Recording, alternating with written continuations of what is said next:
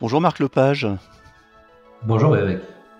merci de nous accorder ces quelques instants. Vous êtes le président de Wattpark, une entreprise spécialisée dans l'installation de bornes de recharge réservables, monétisables et partageables. Pouvez-vous nous présenter en quelques mots Wattpark ? Alors oui, Wattpark c'est avant tout une start-up qui a été initiée par une première société qui est une holding, qui s'appelle All In Factory, et qui a pour vocation en fait de développer une activité dans le monde de l'électrique. Bon, pour ma part, moi je ne viens pas du tout de ce monde-là, je viens du monde de la défense, et donc c'est quand même assez éloigné. Je suis un utilisateur de véhicules électriques depuis plus de 10 ans. Ma première voiture était une Nyon, les connaisseurs connaissent. Et donc évidemment, à cette époque-là, la voiture électrique présentait certains problèmes qui réapparaissent encore, même si en fait l'évolution de la technique, de la technologie est vraiment significative. Alors justement, vous avez une solution de recharge qui est originale, qui se présente un petit peu comme le Airbnb de la recharge. Donc, ce sont des bornes réservables, monétisables et partageables. Alors, comment ça fonctionne? Vous pouvez nous expliquer un petit peu? Alors avant tout, pour les non-initiés, je vais expliquer comment fonctionnent en fait les réseaux de partage de bornes que forcément vous connaissez vous très bien, pas forcément tous les auditeurs. C'est que le réseau il est basé avant tout sur un système de maillage. Ça s'appelle l'interopérabilité. Donc vous avez des serveurs informatiques qui gèrent l'ensemble des opérateurs. Évidemment, il y a plein d'opérateurs différents et ces opérateurs se retrouvent en général tous à peu près sur la même plateforme, c'est ChargeMap. Lorsque vous allez sur une borne, vous allez avoir une carte RFID que vous présentez devant cette borne. La borne appelle le réseau et demande en fait l'autorisation de délivrer de l'électricité. Évidemment, tout le cycle de facturation suit son cours au travers de ce processus-là.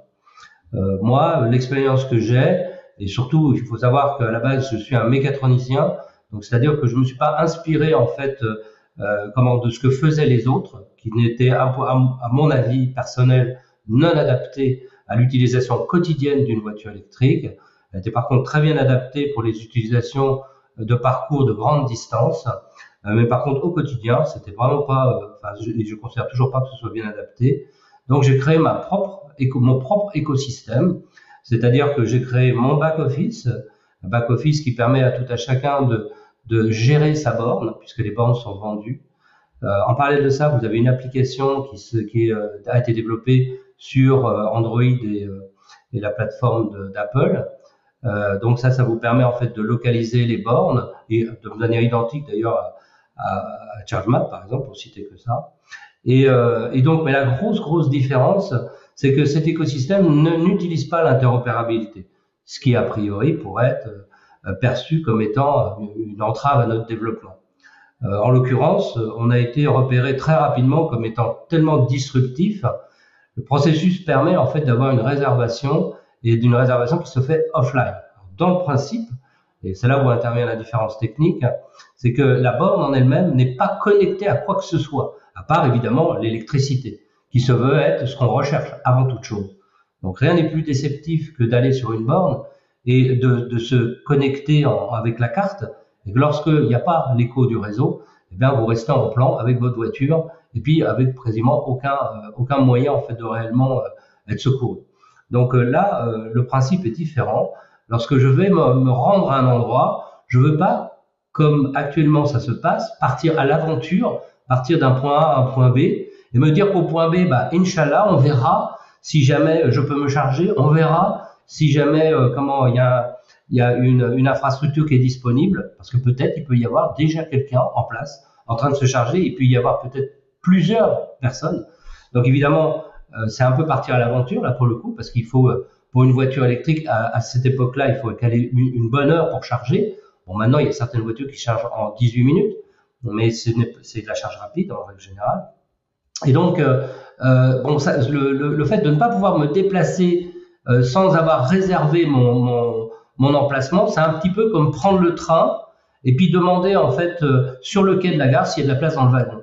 Bon, c'est quelque chose qu'on fait pas ça naturellement. Donc c'est pour ça que j'explique que pour moi, ce n'est pas quelque chose de normal de faire ce qu'on appelle la réservation dite, ce qu'on appelle immédiate. Nous, ce que l'on fait, c'est une réservation dans le futur. Alors, comment ça marche? Eh bien, chaque personne qui a une borne Wattpark, eh bien, va pouvoir, en fait, elle a un planning. Ce planning, il est sur un espace qui est réservé aux clients Wattpark pour gérer sa borne. Donc, il a des plages libres et des plages pas libres. Les plages libres, il les met à disposition d'un tiers.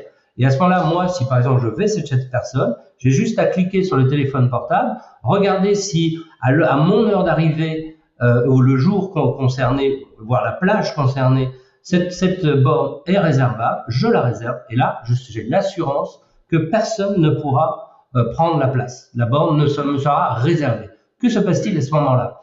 À ce moment-là, en fait, vous avez une clé électronique, bon, c'est un fichier, et évidemment la borne fait bien plus que ce que je vais dire là, qui est downloadé à l'intérieur de mon téléphone. À partir de ce moment-là, c'est comme si j'avais reçu la clé, d'accord? Et à ce moment-là, eh ben, quand je vais me rendre sur la borne, le moment venu, évidemment, eh ben, la borne va commencer à dialoguer. Elle n'a pas du tout besoin, ni le téléphone, ni la borne n'a besoin d'un réseau connecté.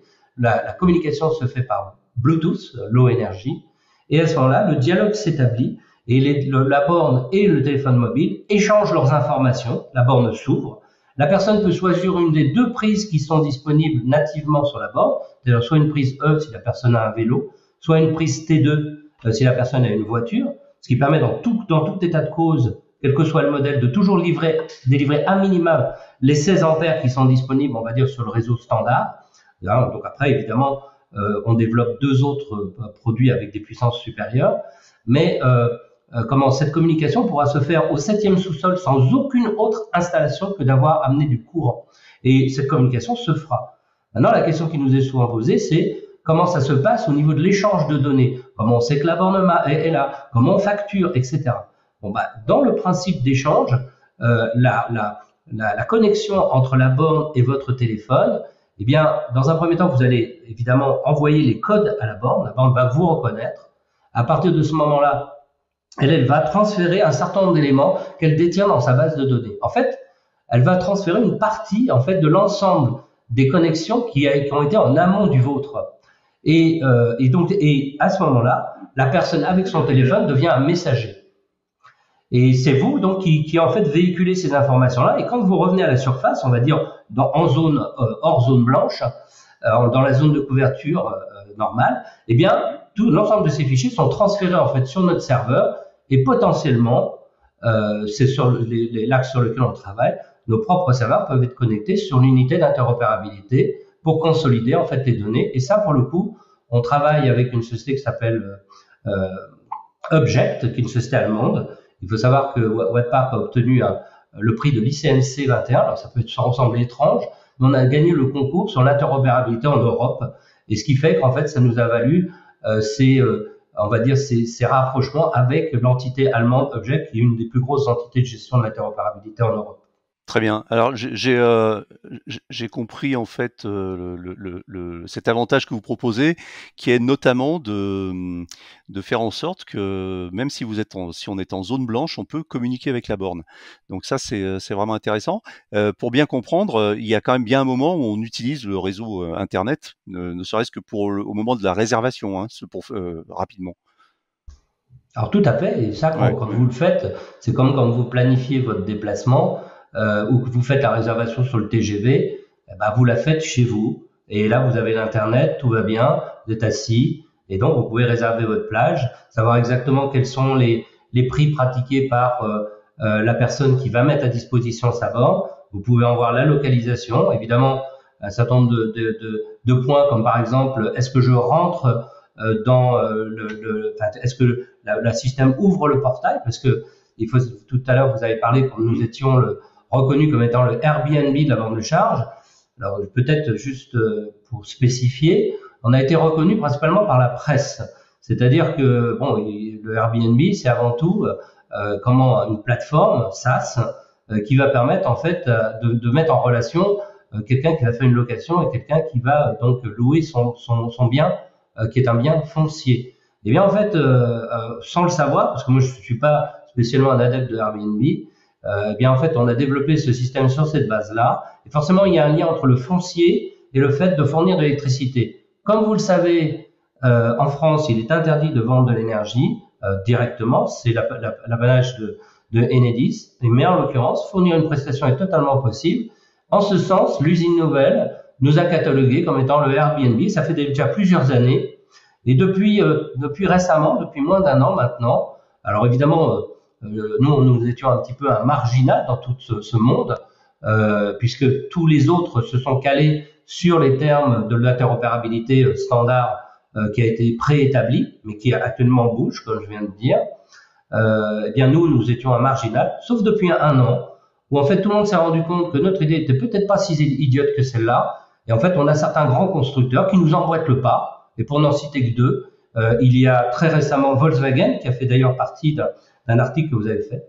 Et puis, vous avez Renault. La différence, c'est que l'un et l'autre partent sur des processus qui sont plus des processus de rapprochement, en fait, de privé, où, en fait, on se met d'accord en se tapant dans la main. Là où moi, j'y vois un inconvénient majeur, c'est que le rapport entre des individus, évidemment, peut se passer de manière évidemment très conviviale, mais c'est pas toujours le cas. Et quand malheureusement ça dégénère, eh bien tout de suite ça pose un problème qui va coûter bien plus cher que de faire un plein.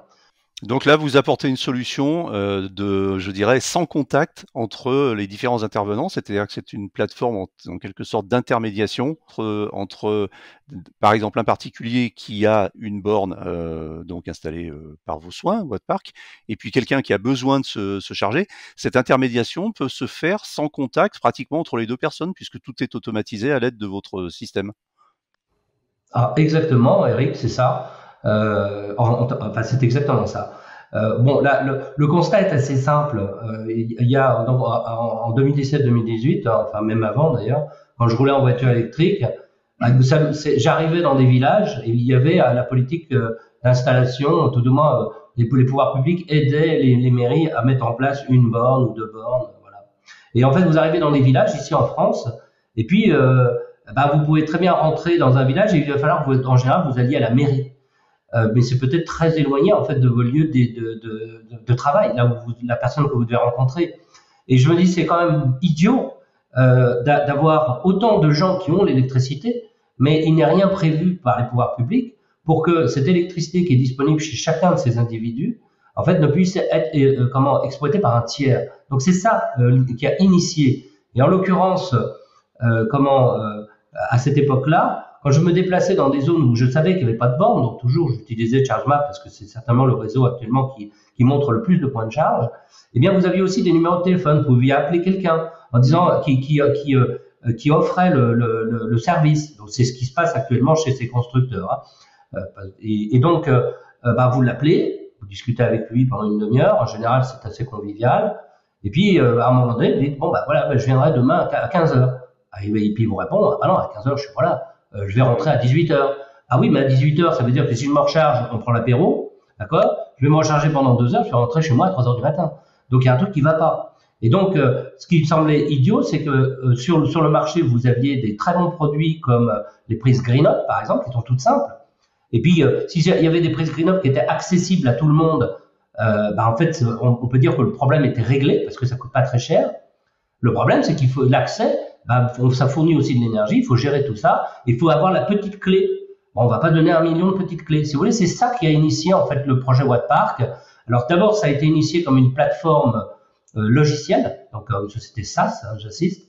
Mais comme j'ai des compétences, si vous voulez, en matière de productique, et que aucun des fabricants de bornes n'avait anticipé ce genre de solution, ni anticipé d'ailleurs, parce que pour l'instant, je n'en connais pas qui fasse quelque chose de la sorte, eh bien, je me suis dit, je peux pas avoir de bornes que je puisse acheter, je vais fabriquer ma borne. Donc, nous sommes devenus producteurs de bornes. Donc, vous fabriquez vous-même vos bornes intégralement. Ce sont des bornes compatibles, c'est quoi? C'est du CCS type 2? C'est plusieurs prises dans la même borne? Alors, c'est de la type 2 et de la prise E. Donc, E pour les vélos, etc. Ça sort 16 ampères nativement. Et puis après, la borne de base, c'est une borne en 3,7 kW. Donc, mais la prise T2 étant donné qu'il y a le protocole qui est initié, le protocole standard, qui est initié pour dialoguer avec la voiture, les 16 ampères qui sont disponibles sur le réseau seront réellement alloués à la voiture, contrairement par exemple à une prise domestique simple, voilà. Et donc ça, dans un premier temps, c'est ce que nous avons développé. Entre-temps, étant donné que vous comprenez bien que nous sommes une start-up, qu'il a fallu développer tout cet écosystème, un peu comme une grosse boîte. Tout à l'heure, je répondrai à la quantité de personnes qui ont été nécessaires pour faire ça. Eh bien, en fait, on ne pouvait pas aussi en même temps, on va dire, étendre une gamme. Donc, nous avons d'abord traité le fait d'avoir un produit. La différence que l'on a par rapport à une start-up, disons, ordinaire, c'est que immédiatement, nous avons levé les fonds pour une industrialisation de masse. Alors, j'allais vous poser la question. Vous avez levé combien, justement? Alors, actuellement, nous avons levé environ 4 à 5 millions d'euros, entre 4 et 5 millions d'euros. Donc, 4 millions sûrs, il y a toujours des levées en cours. Ouais. Et donc, nous venons de passer, en fait, au stade de la production. Donc, il s'est quand même écoulé quelques années entre-temps. Bon, il y a Covid aidant, etc. Mais il y a aussi eu un certain nombre de réglementations qui nous ont entravés et qui nécessitaient que l'on dépose d'autres brevets. Alors, je vais en citer qu'une, ne serait-ce que, par exemple, l'installation de la prise dans les sous-sols qui nécessite obligatoirement en France la prise de type T2S avec le shutter. Et là, pour le coup, en fait, ces prises-là ne sont pas vendues, ne sont pas fabriquées en France. On a une particularité, c'est tout ce qui est fabriqué est obligatoirement fabriqué par des sociétés françaises. Donc, même si actuellement nous avons encore quelques petits éléments qui sont d'origine étrangère, actuellement il y a plusieurs groupes qui se rapprochent de nous pour qu'on enlève ces éléments et que l'on ait un système qui soit souverain et qui soit vraiment 100% français. Ce sera fabriqué dans une usine qui nous a été mise à disposition, qui a même été construite pour nous à Saumur, donc au nord de la ville, et dont nous avons pris possession il y a 15 jours. En parlant de ça, pour mettre en route cet outil de production, nous faisons appel à la société Segula Technologies, de telle manière à ce que on puisse partir sur de bonnes bases en production. Pour l'instant, ici, nous sommes dans la localité de Sacla, qui se trouve dans l'Essonne, dans le sud Essonne. Mais la production concerne uniquement 1 millier d'unités qui sont en cours d'assemblage actuellement. Le principal problème, je pense qu'on n'est pas les seuls, ça a été de pouvoir avoir tous les composants, notamment les composants électroniques qui constituent les cartes électroniques. Ça a été un problème au moment du lancement. Maintenant, bon, c'est un problème qu'on a réglé. Et donc, actuellement, nous avions avant à peu près une centaine de bornes qui ont été déployées sur différents points de la France, ne serait-ce pour expérimenter le matériel et les logiciels. Et donc, actuellement, nous sommes en train de livrer, en fait, ce millier de bornes qui a été lancé déjà depuis plus d'un an, même 1 an et demi, mais qui ne pouvait pas être délivré dans la mesure où déjà, il fallait qu'on ait tous les composants, et ces composants-là ont nécessité un peu de temps pour les avoir et pouvoir faire cette première production. Vous êtes combien dans l'entreprise? Alors, tout ce que je vous ai raconté a été fait avec 5 personnes uniquement. 5 personnes, d'accord. 5 personnes uniquement, la totalité. Maintenant, comment ça a fonctionné? Ça a fonctionné sur des partenariats que nous avons ouverts avec des sociétés françaises. Actuellement, elles sont 11. Et donc, chacune de ces sociétés a un rôle. On a le plasturgiste, on a la partie mécanique, on a la partie électronique. Toutes les définitions sont faites chez nous, d'accord? Mais après, tout est subrogé en fait à un sous-traitant qui, lui, en fait, a pour rôle à la fois, évidemment, de faire les matrices, par exemple, si on parle de la plasturgie, les moules, etc., produire, en fait, les éléments de base au départ, mais aussi s'assurer qu'il va pouvoir produire les quantités qui sont nécessaires pour le futur. Voilà, donc tout est organisé comme ça. Actuellement, la société, il y a 10 personnes, mais vous l'avez compris, on passe actuellement d'une société d'études à une société de production. On target à peu près pour fin 2023 une centaine de personnes dans l'unité de production qui est à Saumur. Quels sont vos domaines d'intervention? Vos clients, c'est des particuliers, des collectivités, des entreprises? Vous avez cité tout, mais il y a aussi beaucoup des administrations. On a équipé en fait toutes les administrations de l'Île-de-France. Actuellement, on est sollicité sur d'autres administrations. La particularité, c'est que ces bornes ne sont pas visibles sur la plateforme puisqu'ils ne souhaitent pas les rendre partageables. Donc, mais il n'empêche que ce sont des clients comme les autres. Donc, on va dire que c'est comme des wallbox ordinaires, on va dire. Pour les clients les plus geeks, on va dire, eh bien en fait ils s'organisent pour soit mettre la borne sur un point d'accès où un tiers peut se connecter, soit en fait équipent leur portail ou leur allée de telle manière à ce que ce tiers puisse se connecter en leur absence. Alors évidemment sur des villes américaines, puisqu'on a aussi fait des développements aux États-Unis, c'est plus facile parce que souvent il n'y a pas de barrière. Donc les gens, quand ils vont travailler, leur allée elle est libre, donc une voiture peut s'y engouffrer. La chose qui se passe, c'est que le système de gestion en fait de réservation inclut des listes, et ces listes, c'est le client qui les définit. Il a par exemple la liste de ses amis. Bon, ben, ses amis, il ne le fera peut-être pas payer. Il aura la liste des gens qui paieront que, par exemple, l'électricité. Plus en France, plus un petit quelque chose, parce que c'est une prestation. Et puis, il y a ceux qui sont de passage et qui paieront, on va dire, entre guillemets, plein pot. Et évidemment, l'application montre le prix qui est appliqué par le propriétaire de la borne. Et ça, il est totalement libre de le faire. La seule chose, c'est que comme Airbnb, Wattpark prend 10% de la transaction, quelle qu'elle soit. D'accord, très bien. Donc c'est votre modèle économique. Vous prenez 10% de la transaction. Et est-ce que vous facturez, est-ce qu'il y a des frais d'installation, ou est-ce que vraiment vous installez et c'est uniquement à la commission? Alors l'installation, pour l'instant, nous gérons en fait une centaine d'installateurs. Donc, mais c'est les installateurs qui, de par en fait, on va dire les aides de l'État. Et ça oblige que ce soit un installateur extérieur. Donc souvent, c'est eux qui nous achètent la borne, ou tout du moins, ils sont en relation avec notre client. On les met en relation après avec le client, et c'est l'installateur qui nous achète la borne pour rentrer dans les bonnes petites cases de l'État. Évidemment, comme vous le savez, c'est un dispositif qui va s'éroder avec le temps. Et nous, de notre côté, avec notre organisation, nous avons actuellement donc notre unité de production qui va se mettre en route. Ça prendra du temps parce qu'il faut lever des fonds, il faut payer tout ça. Mais en parallèle de ça, nous avons actuellement 3 grands groupes, et je ne vais pas les citer, je suis sur c'est secret en fait, qui actuellement étudient le fait de produire nos bornes pour des quantités qui sont importantes, puisque depuis 2017, la target qui a été que j'ai mis en place est de pouvoir avoir un dispositif de production qui permet de produire 1000 bornes par jour. D'accord. Donc c'est très ambitieux. Alors moi j'ai installé votre application, et parce que je voulais voir comment ça fonctionnait, mais aussi parce que potentiellement je serais intéressé en tant qu'utilisateur. Alors j'ai pas vu beaucoup de sites pour le moment, ou alors j'ai vu des petites icônes qui indiquaient des bornes avec écrit bientôt ou prochainement. Alors vous avez combien de bornes installées à ce jour? Tout à l'heure, ce que je vous ai dit, c'est 100 bornes installées actuellement. Et donc, toutes celles que vous voyez apparaître, c'est les 1000 qui sont actuellement produites et qui sont déjà affectées à des clients. Et ces clients, vous pouvez les localiser par le petit point gris, puisque c'est eux qui nous donnent l'autorisation. D'accord, très bien. Alors, vous avez parlé d'un élément intéressant qui nous préoccupe beaucoup et dont j'aime parler régulièrement, c'est la problématique de la recharge en milieu urbain, en ville, qui est toujours aujourd'hui assez peu adressée par les entreprises qui font de la recharge. Donc vous y avez pensé.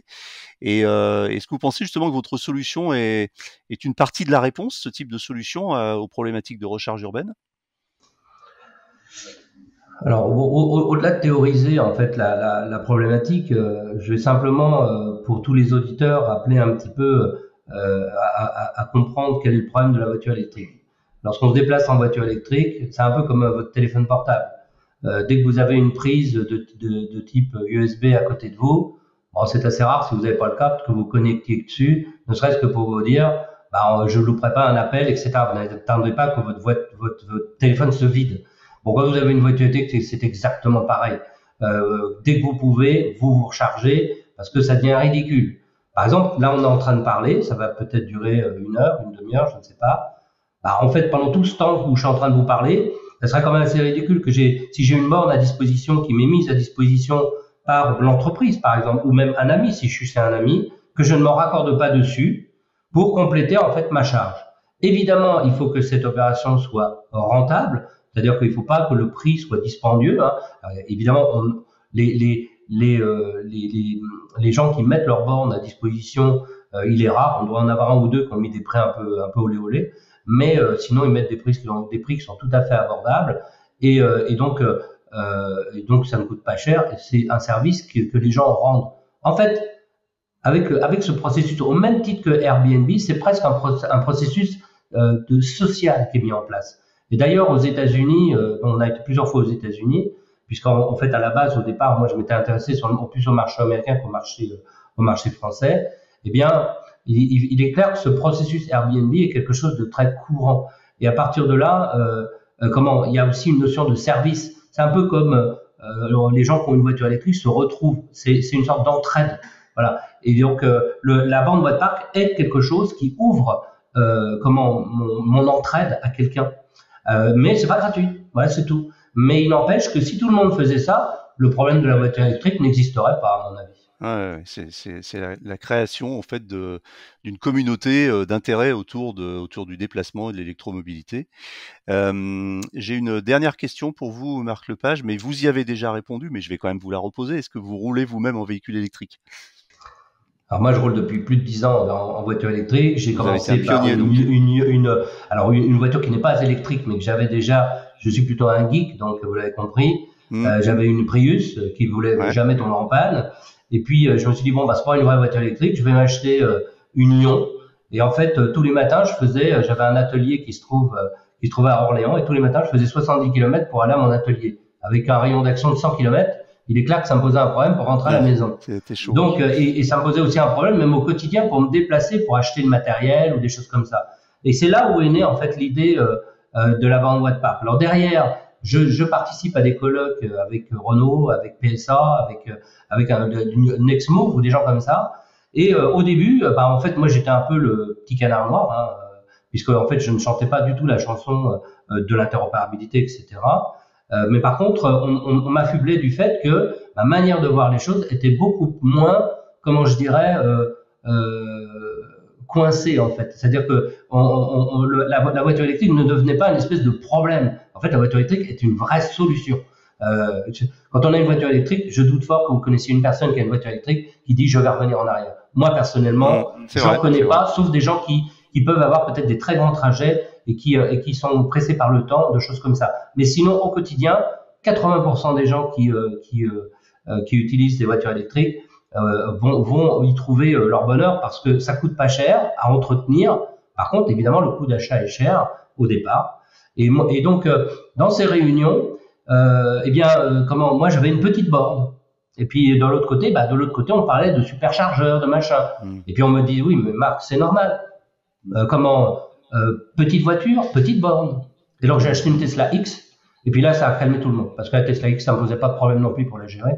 Et donc c'est un peu comme ça où en fait d'un seul coup les gens ont dit en fin de compte on n'a peut-être pas besoin des superchargeurs dans les villes et des choses comme ça. Par contre si on établit un maillage entre des gens, on va dire qui partagent cette même volonté d'initier en fait un réseau qui permet de protéger la planète, parce que l'électricité, je sais bien que c'est peut-être un autre débat, mais moi je fais partie des gens qui pensent que la partie électrique est quelque chose qui ouvre la voie en fait d'une planète propre.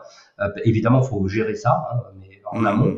Mais voilà, donc ça veut dire que moi, depuis que j'ai ma petite Lion, je n'ai jamais quitté les voitures électriques. Et là actuellement, j'ai tous les ans ou 2 ans, je change de voiture pour expérimenter, disons, les nouveaux modèles et voir en fait quels sont les nouveaux atouts de ces nouveaux modèles. Évidemment, c'est souvent en fait des voitures maintenant un peu chères.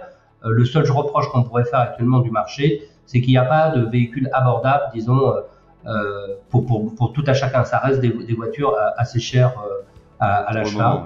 Mais par contre, ça évolue vraiment très très vite. Ça, c'est Très bien. Marc Lepage, mais je vous remercie. Je rappelle que vous êtes président de Wattpark, président et CTO, donc Chief Technical Officer. Ça veut dire aussi que vous êtes inventeur et cofondateur de l'entreprise. Une entreprise spécialisée dans l'installation de bornes de recharge réservables, monétisables et partageables. Merci beaucoup. Merci Eric.